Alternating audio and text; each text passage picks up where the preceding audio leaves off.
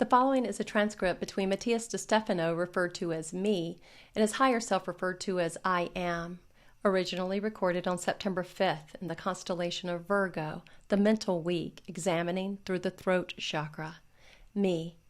When we talked about beliefs, we said that they were the filter through which the essence of the I am, of the universal truth, enters our physical body, and that everything we understand from the spiritual world and from the one that surrounds us is translated by beliefs so that we can better understand and assimilate it. In turn, we said that if beliefs are what drives us or stops us on our way, qualities are the tools with which we act on the path. They can be awakened in us or asleep by our pineal or third eye. But one of the things that is possibly more difficult to do is to identify those beliefs and qualities, is to be honest with ourselves, because we always tend to project what we see, feel, guilt, beliefs, and qualities into others. I am. It's easy to attribute a belief to other generations or to cultural pressure. It is easy to say that I cannot awaken in myself the potential of another. It takes the weight and responsibility off of oneself. But the truth is that all of it, I created myself. I accepted myself. If I live that belief, it is not because someone passed it on to me, but because every cell of the being that I am accepted it. You've thought about why in the same family there can be several children with different beliefs?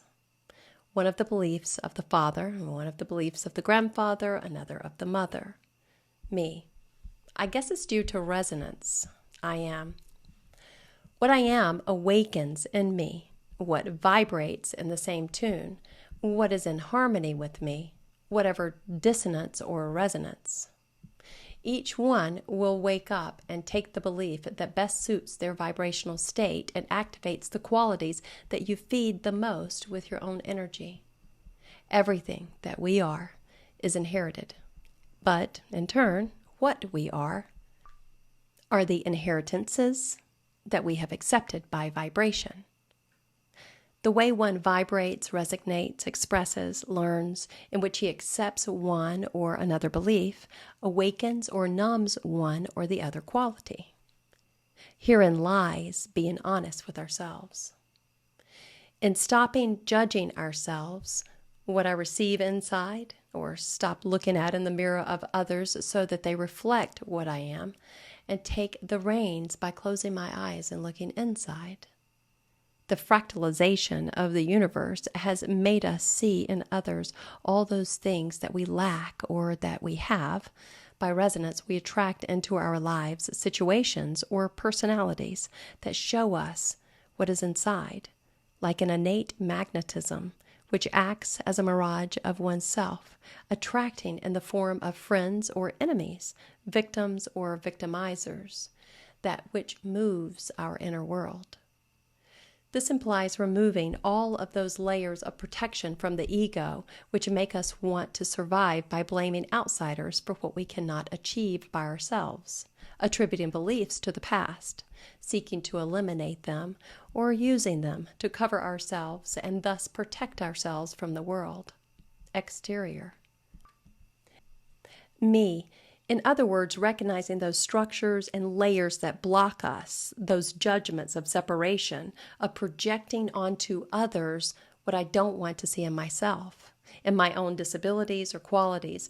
It's fundamental to recognize the truth of who we are, to discern what is ours from what is not, and accept that if it is in me, if it comes to mind, it is because I have integrated it, assimilated it, and therefore I must recognize it as my own and take charge. I am, and that is being sincere and resonating with one's own truth. Sincerity comes from the Latin word sincerum, and that is to say that it does not have a wax, alluding to beekeeping, in which it recognizes that the pure honey is the one that does not have any trace of wax in it. The product is clean and clear without roughness.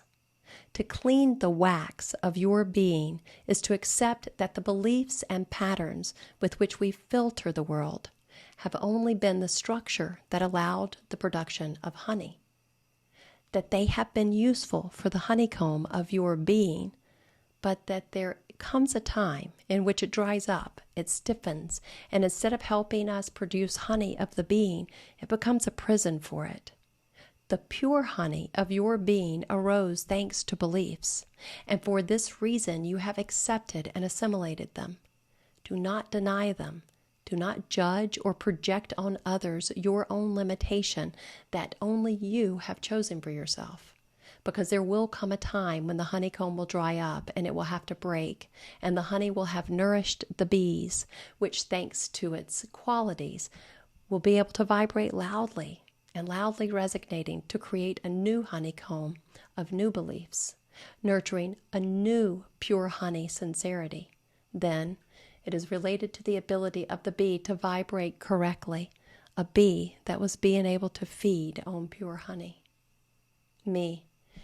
And that purity, that honey, what would that represent? I am the truth itself. For this reason, honey is good for the throat and the roughness, since it gives us the expansive and coherent vibration of the bees. Our belief qualities are expressed through our truths, that is, what we speak, say, and express. And if the wax of the honeycomb is the beliefs, the propolis, from the Greek propolis, that is, what is for the city, what builds, will be your qualities. And since it is what you will use to coat the hives, prepare it to create the honey. And the honey itself will be your truth, what you have learned, what you have assimilated, and what you will be able to deliver so that others may be nourished. It is the essence of your being. The higher the vibration of the bees, the further the search for the truth in the pollen of each flower will go. And there will be many types of flowers, many truths. But if the bees remain dependent on their own hive, in their own beliefs, without expanding, then the final product of the form of honey will be low in quality, and it won't do. Me. And how is this understood by us humans? I am. Well, the more you expand, the more you absorb perspectives of the world. But the more you vibrate, the more you express yourself. And therefore, you dare to share your truths, to recognize the truths that are in you, to realize that your truths are the product of these qualities and beliefs, and you accept them. And on the other hand, the fear of expansion generates low vibration, ignorance, secrets, and therefore lies. Lies are not the opposite of truth, but the distortions of it. They are the bees that vibrate low or dissonant. Me. My secrets, then, are expressed outward with distortions, becoming lies, which are anchored in new beliefs that dry the honeycomb of my consciousness. But on the other hand, my truths are not what I think about myself, but what I manifest when I say them, and I refuse to shut them up, recognizing that they are part of me. I am, and for this very reason, the aspect that you must recognize in your throat are the secrets and lies, as opposed to your revelations and truths. Me, what is said and what is not said. I am. When you say something about yourself, you make it your reality. When you shut something up, you also make it your reality. Only one is external and the other is internal. Both are building what you are and what you vibrate. This is why it is in the center where older people fell in their way to coherence, because of what they say. Me. The fish dies through the mouth. That's the saying, which is in a certain way sums up the concept of how many humans are incoherent when they are saying one thing and then saying another opposite, or demonstrating the opposite with their actions. Normally, we see this very clearly in politicians. I am. Politicians are not other species. They're all human. All humans do this. Everyone lies. Just Yesterday, you talked about this in the interview, saying that spiritual awakening is compared to the moment you realize that Santa Claus does not exist. Why do seekers of consistent truth dare to lie to their children for almost the first 10 years of their life? Me, well, it's considered nice that magic exists. I am. Magic exists. There are many ways to show this in life without the need to lie. This creates a precedence in which children recognize that to make others happy, they must cheat and lie to them, hiding things. Me, sure, we teach them not to be honest by tricking them with these mind games. And so we get humanity based in stories and lies.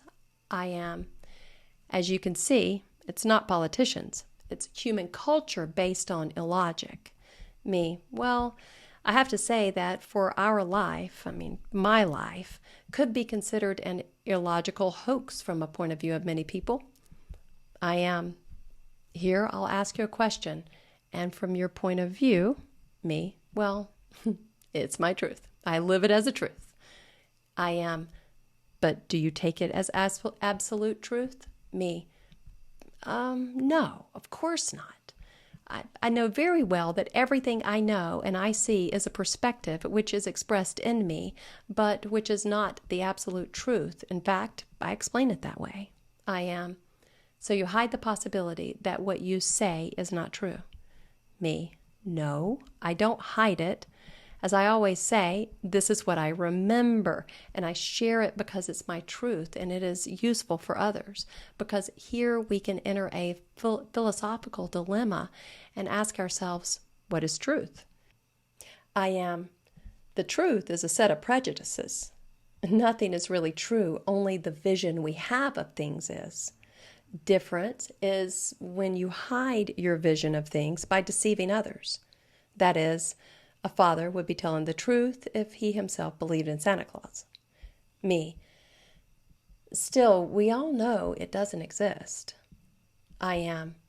And it is the same when parents teach us religious faith, like to believe in God. They believe in God, therefore it is their truth, and even though we know that God does not exist as they believe it. Me. So I don't understand, what is the true search for truth? I am. It's finding a way to calibrate the lie. The lie is the distortion of the truth. That is, someone who recognizes the truth distorts it so that another being believes something that is not. It is different when the person does not know the truth and turns the lie itself into an absolute truth. In this case, when he shares his truth about him, he is being truthful. Even so, what he says is not true. Me.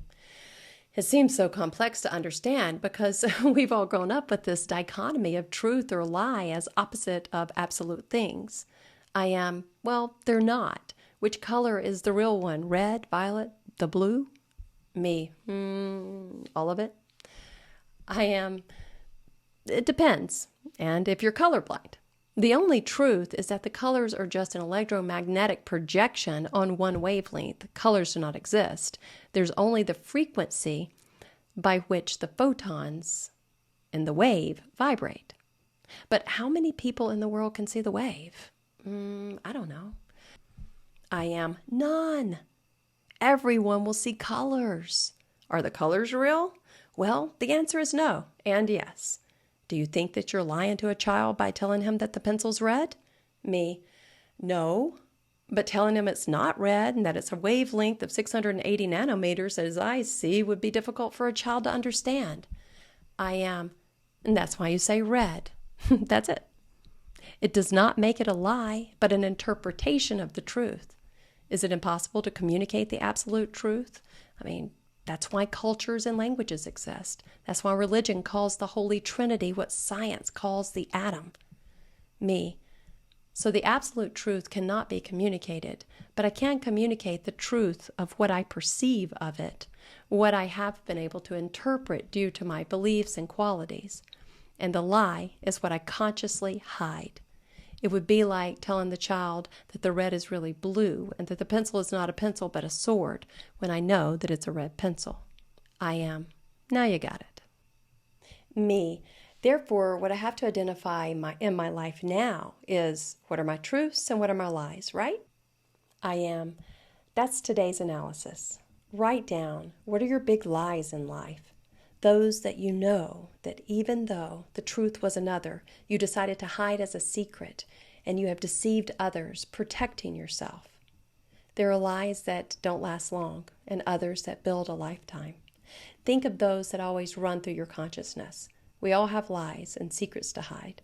Some may seem silly and others may be very serious.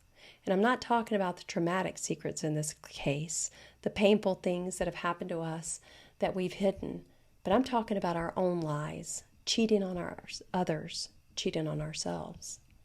Me. And in the other column, write down the truths, how to identify what those are. I am. My truths are those that, despite my beliefs, I recognize as truths in myself that I've decided to express, say, and communicate. Me. For example, in my case, having told the world my truth about what I remember about the universe and my past lives, and also talking about my homosexuality. I am. Exactly. And think about what you haven't said, or what you've said lying. Me. Well, today I can admit that sometimes I've fed the story of some people saying that they just wanted to hear because I didn't want to damage their illusion. It's happened to me that when I see people who ask me questions very enthusiastically about things that they feel or remember, and even though I know they're not true, I have to say yes because I thought it would ruin their excitement. Sometimes I regret those moments because no matter how empathetic I try to be, I just wasn't. I am. Recognizing your lies and your truths is essential to understanding your state of vibration. Don't try to change it now. Just recognize, note, observe without judging. The universe does not judge. It only seeks harmony. And therefore, finding the points where there is no harmony is the first step to start your search. Me. And the second step? I am. Recognize that you create them with your own vibration. You are what you vibrate, what you say, what you express. Me. I will look for all of my dissonance then and be able to speak with my own truth. I am, and I am the way to the truth.